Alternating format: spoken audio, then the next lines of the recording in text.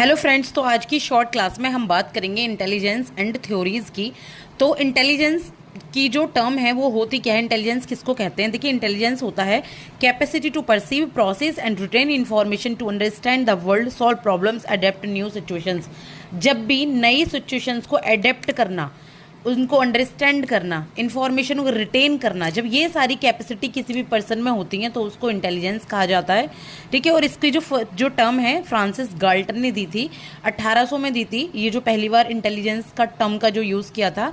और Francis Galton के बाद मेंटल एज की बात की है एल्फ्रेड बाइने ने कि एक मेंटल एज भी होती है किसी भी पर्सन की जो उसकी एक्चुअल एज से अलग हो सकती है। ठीक है। एक्चुअल एज जैसे 10 साल का बच्चा है, घर में बात करते हैं, अच्छा 10 साल का बच्चा है, लेकिन इसकी जो एज है ये बात तो कर रहा है जैसे ये 15 साल का हो, 20 साल का हो। तो इस तरीके से जो इंटेलिजेंट बच्चे हों या कम इंटेलिजेंट बच्चे हों तो उनकी मेंटल एज की बात एल्फ्रेड बाइने ने की थी, और यही इंटेलिजेंस के जनक भी कहे जाते हैं।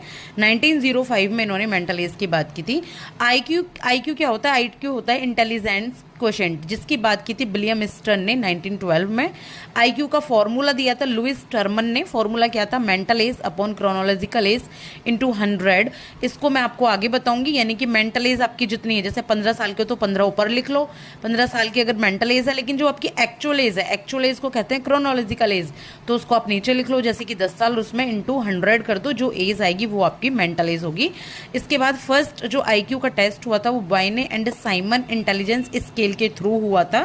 ठीक है। और दूसरा जो स्टैनफोर्ड है, उन्होंने एक वाइनेट इंटेलिजेंस स्केल 1962 में ईजाद किया था, यानी कि इन्वेंट किया था, और ये लुइस टर्मन ने किया था। ठीक है। आगे की क्लास में जो मैं आपसे बात करूंगी वो मैं बात करूंगी how to calculate intelligence quotient. IQ को हम कैलकुलेट कैसे करेंगे, और वो भी इस वाले फॉर्मूला को यूज़ करके।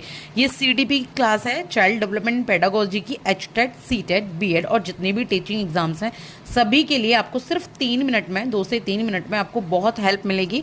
एक तरीके से रिवीजन पर्पज़ के लिए समझ लीजिए, एक तरीके से मीनिंग, डेफिनेशन, एग्जाम्पल के लिए आपको आपके कॉन्सेप्ट क्लियर हो जाएंगे, बिल्कुल उसके लिए समझ लीजिए। तो थैंक यू सो मच। अगर आपको पसंद आती है जो भी टीचिंग एग्जाम्स दे रहे हैं तो प्लीज़ लाइक एंड सब्सक्राइब कीजिएगा। Thank you.